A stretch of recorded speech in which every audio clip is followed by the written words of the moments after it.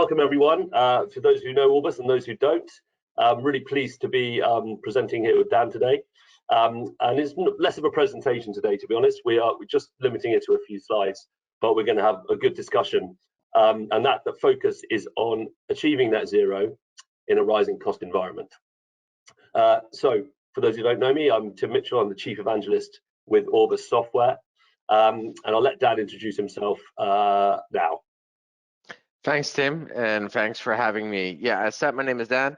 I am the Executive Chairman of the SDIA, the Sustainable Digital Infrastructure Alliance, a European NGO with a focus on making digital infrastructure more sustainable day by day and ultimately fully sustainable by 2030.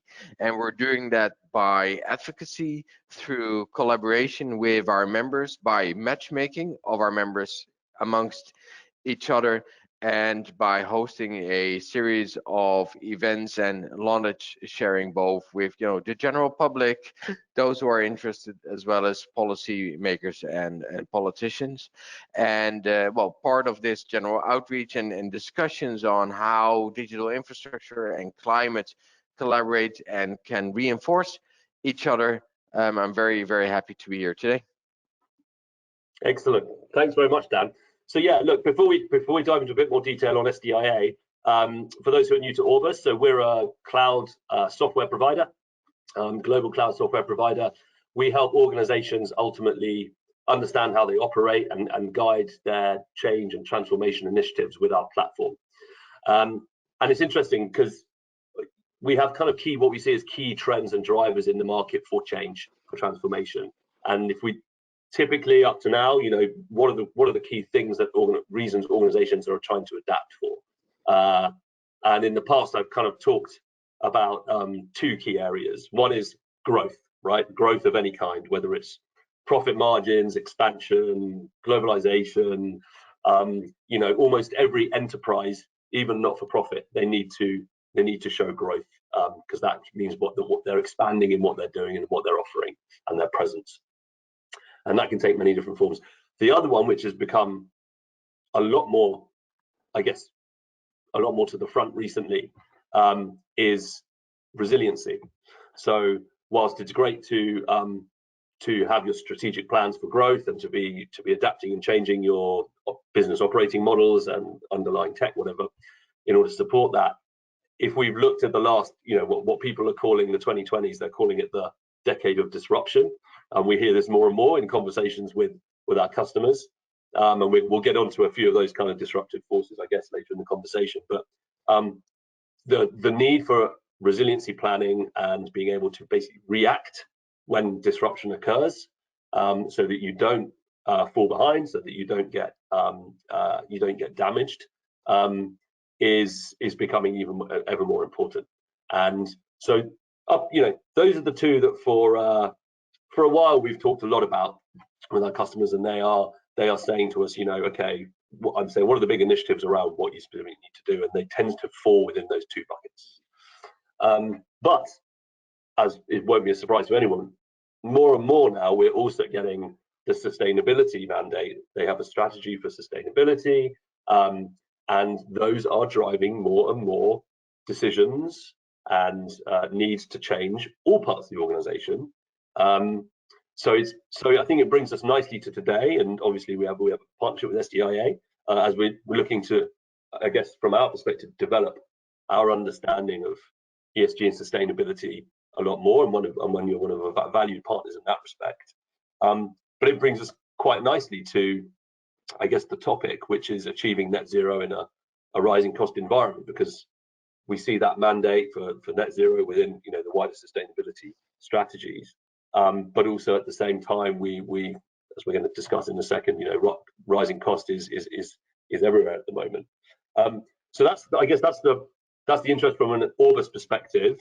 Could you tell me a bit more about kind of the scope of SDIA? How far and wide are the conversations you're having, the organizations that you're engaging with?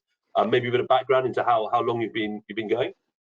Yeah, no, absolutely happy to do so, Tim. So we were founded in the fall of 2019 after walking around with the question, okay, there's a lot of positive effect about digitalization and the way that we can collaborate and tackle also the world's sustainability and environmental challenges. But what is the exact environmental impact of digital infrastructure itself? There is a, let's say, net positive effect. I'm quite sure of that. But what is it exactly?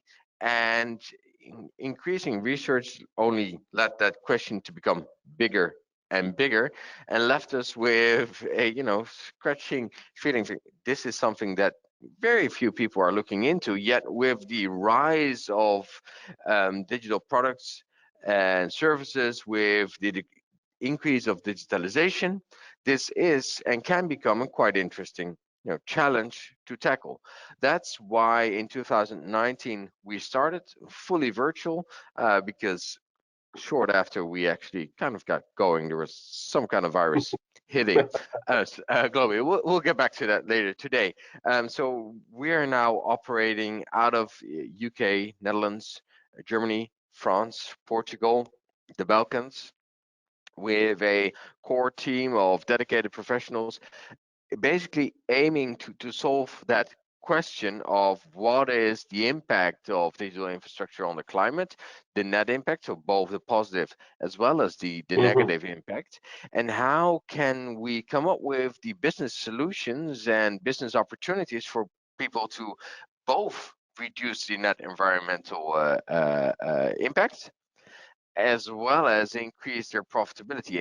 And achieving net zero is one of the key elements in that journey, to ultimately contribute to a better climate and reduce the impact on climate change. Excellent, brilliant. And just before we move on, in terms of finding the answer to that, I presume you have to conduct a load of research or something. How does that manifest? Is that just you folks doing it, or are you engaging research organizations to help you with this?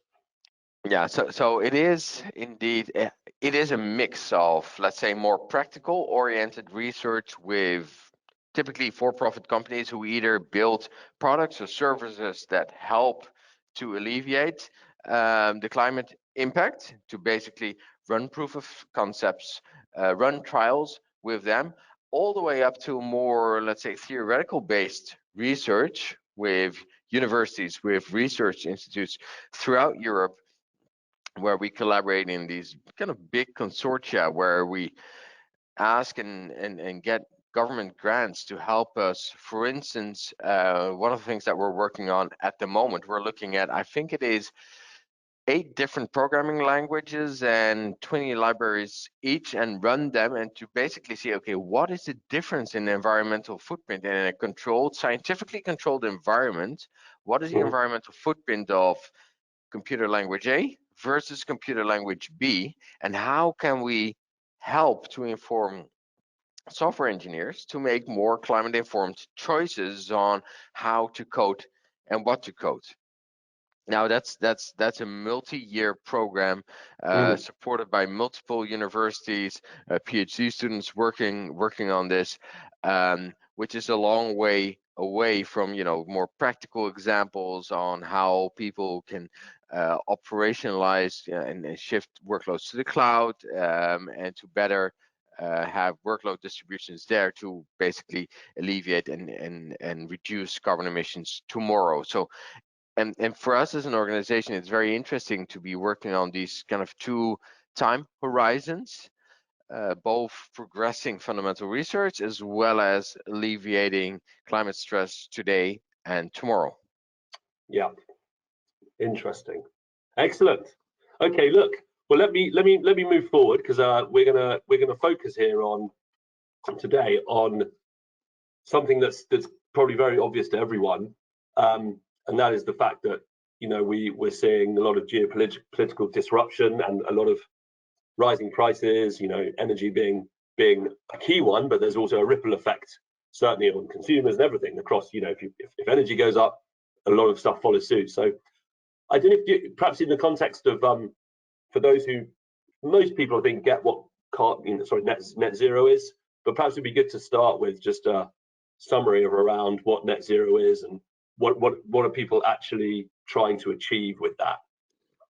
Yeah, yeah. Thanks, Tim. I think it's a term it's a term that can be misinterpreted, but ultimately it's all about alleviating and compensating the negative climate impact that you either as an individual or your organization is causing, and that's kind of the key element. And people do in general associate that with investments, right? So I have to either forego something or I have to do something extra, which is deviating me from my normal business planning or my normal behavior. So that comes with cost. And I think the really interesting one in the rising cost environment, both energy prices, supply chain disruption, is that we see actually that these cost savings that you would trigger and focus on in any scenario in this climate actually contributes to achieving that net zero goal that you're after, so that to say it in economic terms, basically your return on investment, Yeah, that turnaround is really, really short. interesting, very interesting. So let me play this. So if I'm presuming you give us some examples around if you want to, I don't know, there are lots of ways in which you can invest to compensate, right, to achieve net zero.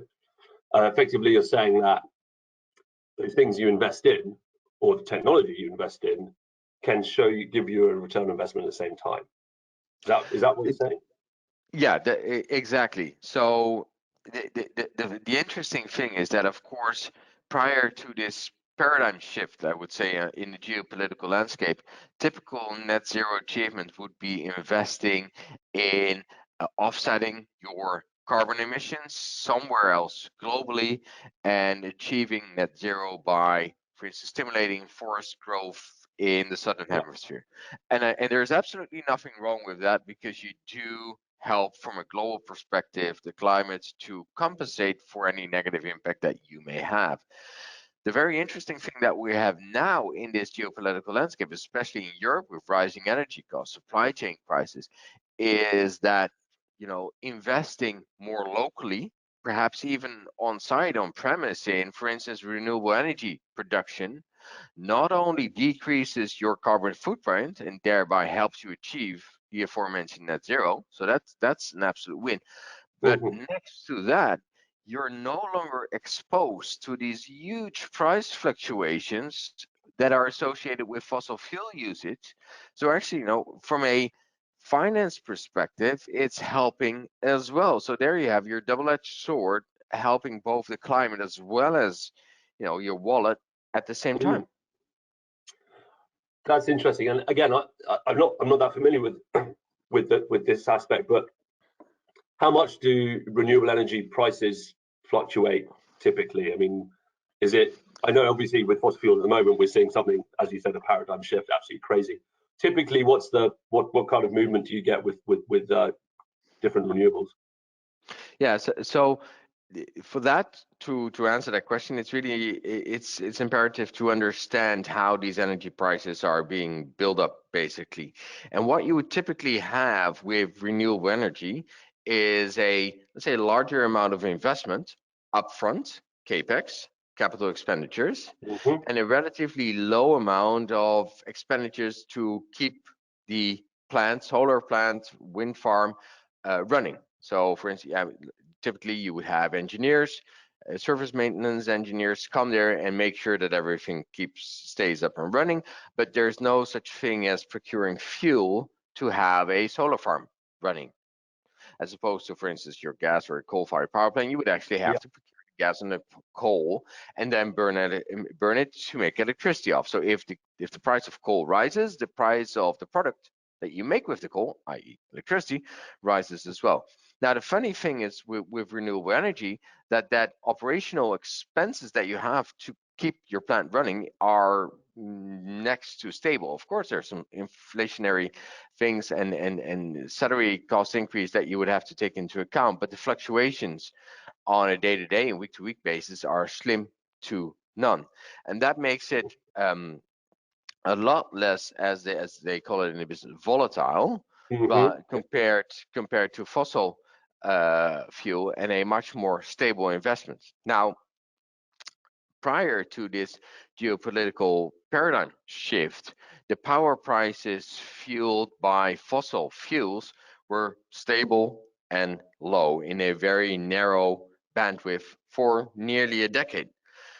Yet, since then, tables have turned completely, and these prices are erratic and all over the place, and mainly very high, leaving, all of a sudden exposing these renewable energy investment as A, more stable, and B, even more price competitive. Yeah, okay, I see where you're coming from. And are you starting to see organizations appreciate that? Or is it kind of something they don't quite realize? More, I think more and more we're starting to realize it, and it's basically based on two drivers. The first and foremost is money. So effectively, if you're able to procure and to use energy, electricity, for instance, for running your digital infrastructure, right, at a lower cost, these result in lower costs that you need to charge to your customers, making you effectively price competitive. So from a supplier perspective, we see a huge push towards more sustainable solutions. They're missing out on the volatility, and they're experiencing lower prices, basically being able to be much more competing compared to others in the market. That's one.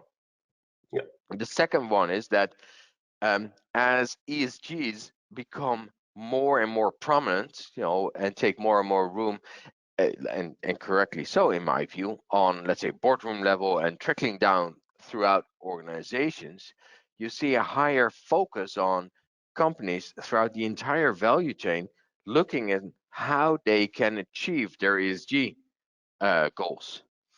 And being more conscious about, their environmental impact is definitely one of those elements. So you can see that customers, partners, governments are, increasing their preference for companies that can help them achieve their ESG goals. And that's, I think, a very interesting market push that is now only, increasing the speed in the current geopolitical landscape. Yeah, and absolutely, I can echo that. So I was mentioning at the beginning. Now we're hearing more and more from customers of those organisations, and it's not that, it's suppliers and it's partners. Basically, they want suppliers who are in line with their sustainability requirements, whatever it may be, and partners as well. So and that, and even their customers to an extent is happening as well. So I think there's no doubt that that's the way it's going. Focusing more on the technology side now. So you mentioned back there that obviously if you can reduce the price of the energy, the cost of the energy you're using to support your technology landscape or your tech stack, whatever you want to call it, that's one way. But are there, and maybe this is the type of solutions you're looking at, are there obvious technologies, and let's call that sort of software and hardware to just make that. I mean, there's obviously hardware that runs more efficiently than other hardware, right? Is there software that runs more efficiently than other software? So let's start with the hardware, right? Because I think it's a very interesting question, and it's a question which, in all honesty, with the lower energy prices that we were used to prior, was not really top of agenda. There's definitely hardware that runs more efficient than other hardware. It justifies a certain amount of refreshment cycles when you look at your hardware. So that's one. The second, when it comes to hardware, I think it's really paramount that you increase your utilization rate of your hardware to the maximum amount. So whatever electricity or energy it consumes, make sure that it's useful energy, because it actually, is used to produce a product, and it's not just sleeping or running in whatever standby mode. And when it comes to software, it's kind of, alluding to what I mentioned prior on the different carbon footprints that software has, or that, as they call it, bloatware can have.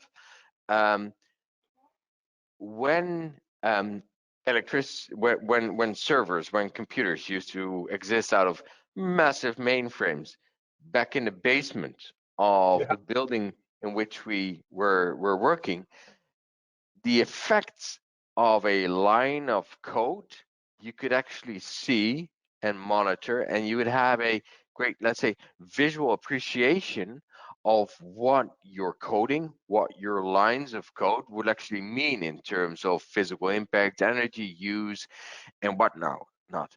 With virtualization and with cloud usage, that's become more challenging. But the ultimate link is still there. Everything that we do digitally ultimately has a physical footprint. Yes. And I think that's why, looking at efficient software, looking at how you can increase the utilization rate of hardware, and things like what Orbus software is working on. So having good understanding and being key on rationalizing your tech stack will help you, A, to reduce costs, and B, to ultimately drive towards a goal of achieving net zero. Excellent. Well, I think that's a good stepping up point onto a bit more. I can maybe give some perspectives around how we sort of help organizations with this kind of thing. Let me move on to the next slide here. So this is a slide I've used quite a lot, just to try and to kind of make it as simple as possible to understand the scope of what our platform provides. So ultimately, we're a cloud platform, but we're all about creating or helping specifically enterprise architecture teams to create, really, it's a digital blueprint of an enterprise, right? So, and you can, it's, some people call it a digital representation of the enterprise, other people call it a central source of truth for the enterprise. But ultimately, as I said at the top of the presentation, we're in the business of helping organizations who are looking to change and adapt, and generally large organizations, complex organizations, ones with probably big carbon footprints, all the rest of it. But the first step in all of that is understanding how they operate today. What is their organization made of? How's it made up? And it's these kinds of layers here that in enterprise architecture you tend to model within that representation. And those layers of strategy, business, apps and tech and data are a simple way of explaining that. And you also model the interdependencies between all the components in these layers. So, in business, you have business layer, you have your business processes. Well, they are obviously almost entirely these days underpinned by technology. So having the dependencies, which processes run, enabled by which applications and hardware and so forth is a typical kind of exercise you go about in enterprise architecture. But focusing in on the apps and tech for a second, one of the biggest use cases for the platform is kind of IT portfolio management. Is kind of the umbrella term for it, and that's basically looking at all of your IT components as almost on a catalog basis, and then bringing in all the information about all of those different components that you need to be able to make decisions around things like stripping out costs or other objectives that you have, right? Because that, if I may, Tim, the way that I understand it, that really links back to the example that I gave before on, that old mainframe computer that was sitting in the basement. That's very visual and understandable to the entire organization. Okay, that's where our compute is. This is how big it is. That's how much energy it consumes, etc., etc. Now, if you're going towards a more spread out model, virtualized in the cloud, that may be much more challenging to get a full overview of what's actually there. Yeah, absolutely. The first thing is really an inventory. It's an inventory. What have we got? But the biggest challenge almost with all of these things, and whether you're looking specifically at the tech layer, is going out and getting up-to-date data about all these things. Again, we're dealing predominantly with large organizations. They're very complex, they're siloed, they're disaggregated, and that affects all layers of the organization. So the first thing when you want to try and build this visualization, this blueprint, is to go out and get the up-to-date data. And we have a whole load of ways of helping our customers do that, right? So we have the platform, we have the shell, if you like. When you want to populate it, you use a lot of things like integrations and connectors, and obviously you're dealing with people as well to get input and so forth. So what people tend to do with IT portfolio management is then, first of all, bring all the information in they need, and that comes either from other systems, like if you've got a CMDB, which has all your application lists of all your applications and the metadata about them and so forth. You can go out and ask application owners or technology owners, hardware owners, to fill out online forms to bring data in, and that will build your representation, as it were. Once you have it, as you said, depending on what your objective is, your goal is, you can start to answer questions, or what we call actionable insights, through visualization. So the other part of the platform, apart from being this repository, if you like, for all this information and providing that core and enterprise architecture of your organization, is to actually allow you to go in and slice and dice any part of that to answer specific questions that you need to do, in the forms of visualizations and dashboards and so forth. So this example I often show is about how EA helps speed up decision making, and it does that by providing some very clear visualizations. We're using things like heat maps in this example, and this is a kind of a typical. It's actually using Gartner's time scoring methodology, if you like. So what they've done here is they've got all their applications, they've then visualized them, and then using the metadata, they've heat mapped them against a legend to say whether or not they are applications we should tolerate, like make do with, we should invest more in, we should migrate somewhere else, or we should eliminate and get rid of, or not relevant. So this is kind of a standard that Gartner provide for analyzing and making decisions around your application portfolio, as it were. Now, what's interesting about this, and this is obviously a slide I show when I'm trying to show the value of EA for this kind of process, because it can really speed up by 85% in the independent study that's doing this. But I think most interestingly, if we move to this view, this is what I show, kind of one of the outcomes of doing effective, you can call it application rationalization. It sits under, it's part of IT portfolio management as a whole. Mm-hmm. And there's two things they're doing here. They are stripping cost out. So by understanding which ones of their applications are duplicated, or are really inefficient, or are sitting on really legacy technology, or maybe just not fit for purpose and so forth, they make a decision to retire a whole load of those applications, right? But they're not just going, oh, these are the most expensive applications, let's get rid of 20% to save us money. They're taking the right applications away. And those tend to be, quite often they do this exercise where you have the technical fit and the business fit. So the technical fit is in line with our technical standards. Will it integrate correctly? It might be that it's got to be cloud or whatever it may be. Then the business fit is, how fit for purpose is it for the business? And it gets scored. These applications all get scored by the business owners, the application owners on, does it provide the full set of features we need, X, Y, and so forth. And those all get amalgamated, and we can allow them to make those decisions to retire a portion of their applications. And this could be the same for hardware, by the way. But what you see is if it's done right, as over time, you'll reduce the big blue bars, you're reducing the running costs, which is great, but you're also making the average technical fit and business fit of those applications increase as you go over time. So I show this a lot just to show where EA helps in enabling this kind of activity. From our perspective today, there is actually, as you said, if you have criteria against every application which are focused on sustainability and net zero, and so you mentioned a couple, that could be I think you mentioned, what did you say, the efficiency of the hardware in terms of its running. Yeah, hardware utilization rate, or energy consumption, for instance, right? Those are relevant. Yeah, and how efficient the software is running on the servers. You could come up with a set of criteria, and then score all your applications against that, And then if you're able to then go, okay, well, all the ones that are in the top 35% will keep, but the ones that are really affecting us, we're going to make a decision under our sustainability mandate to retire those.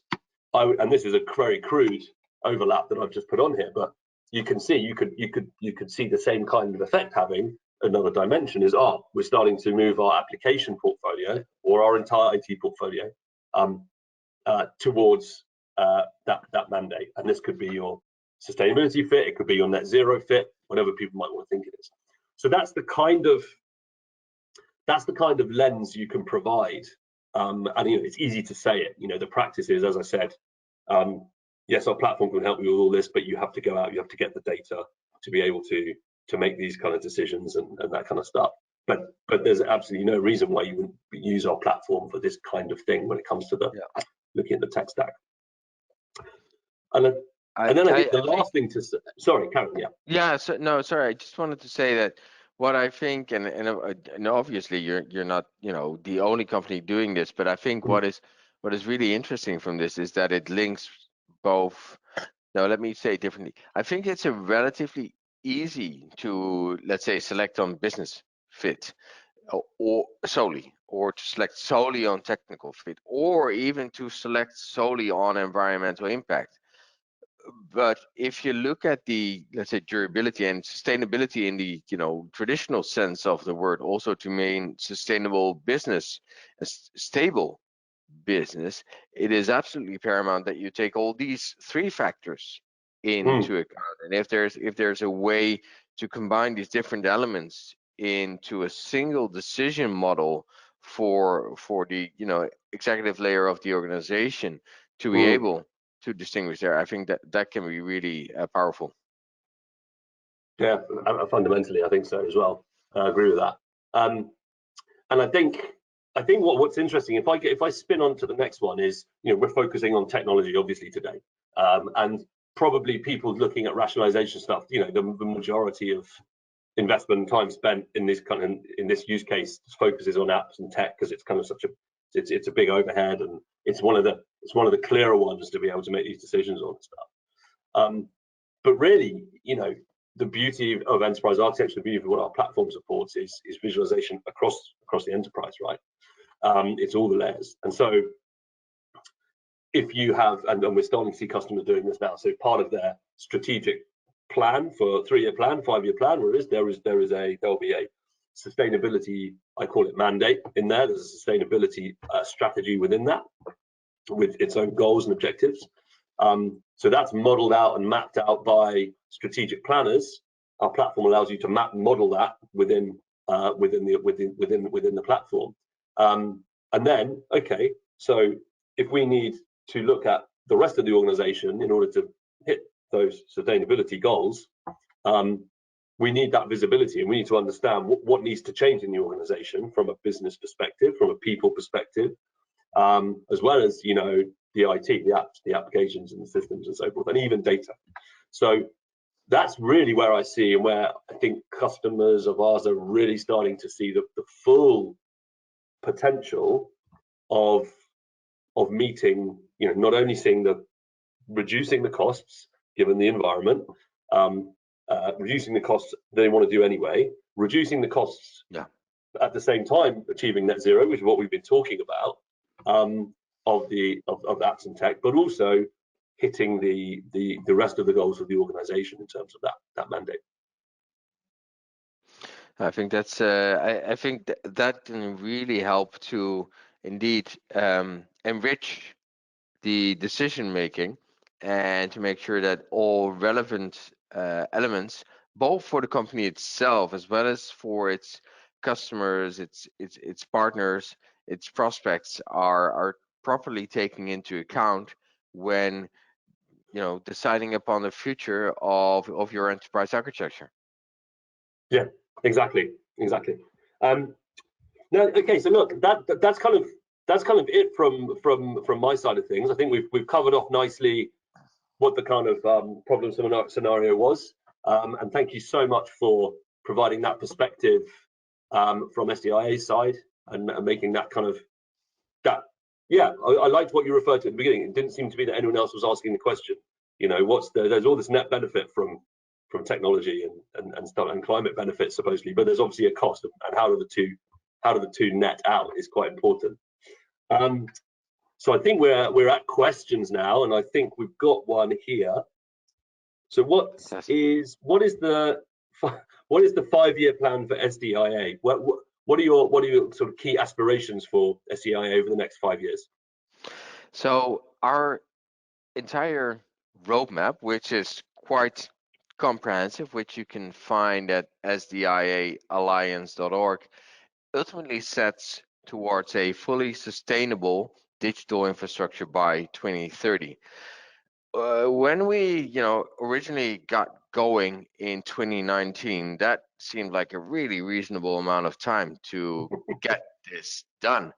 Now, if you ask me about my 5-year timeline, that really edges close upon 7 years, which ultimately brings us to 2030. So it would be to make significant progress in implementing that roadmap of creating profitable and sustainable business solutions to help to make digital infrastructure more sustainable.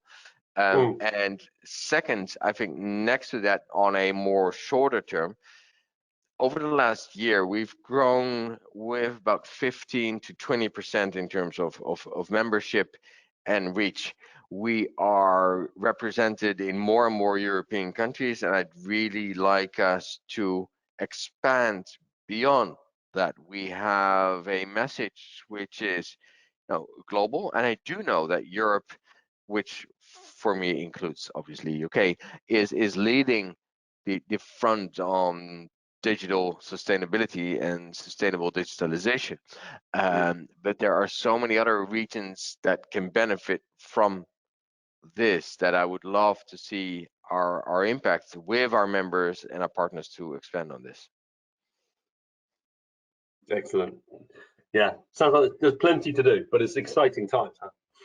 I think there's one other question that just popped in. Let me just read it out to you. So how do we make these sustainability changes to businesses quickly, taking into account that we are, as they say, behind the curve as a planet? So perhaps prior to me addressing it from a more generic perspective, the solution that you just showed, how does that help in tackling that? Yeah, and I think the key thing is there, how do we explain changes to businesses quickly?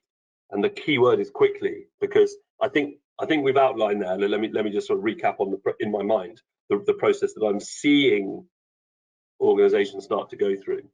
Is okay, we have a sustainability strategy, we have a certain amount of goals. Net zero will be one of those, that's for sure. There's probably a range of others. How do we change? What do we need to change in the organization to do that? And that's where you start to come to enterprise architecture. Okay, we're going to do this. What needs to change across the organization? But they're questions you've got to answer. When you answer questions, you need to have information to answer those questions, or you need insights, reports that are going to allow you to make those decisions.